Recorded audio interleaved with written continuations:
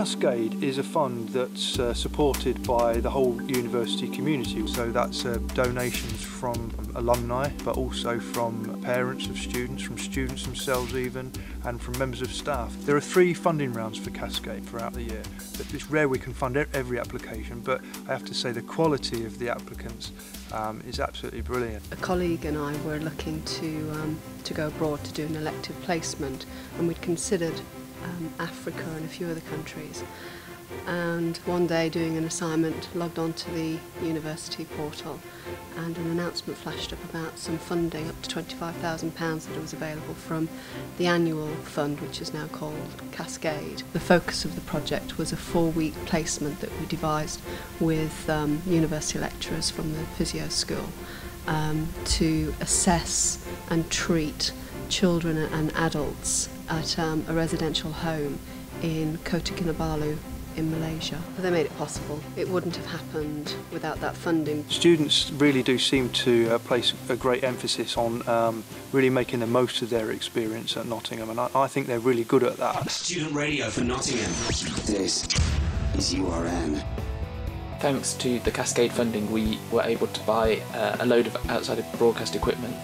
Over the summer we did, I think it was a total of 16 outside broadcasts. Last year we would not have been able to do hardly any of these broadcasts because we just didn't have the equipment, whereas now we can pretty much go anywhere in the world and set up a broadcast within about an hour and a half. I get the impression that donors to the Cascade Fund give in the knowledge that they're supporting bright young people that are really aspirational, that are really keen to get out there into the world and make their mark. I just think it's all about encouragement and opportunities, and I think the way that they use the money to produce, well, to help a variety of projects both here and overseas is just excellent. The idea that simply by donating £5 you could assist in getting one of these projects up and running is absolutely thrilling to me.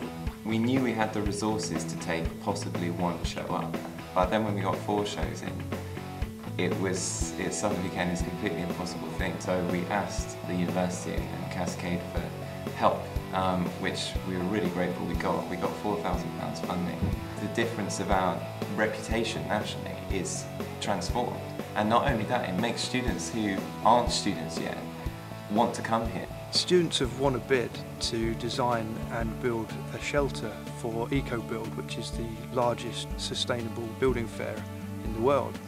Funding's allowed the students to get the materials down to London and also to stay there for the week, for the duration of the fair. I think it's just a great opportunity. I mean, most architecture students are great for 7 years, designing things every term, and nothing will ever actually be built. The amount of support that we've had with the project is immense. There'll be people from the uni that are coming to see us, but also like business people and the stores that are around us, people like Reba. Last year we decided to pilot summer schools at the overseas campuses. They were 2-week summer schools. The Cascade funding helped us do that.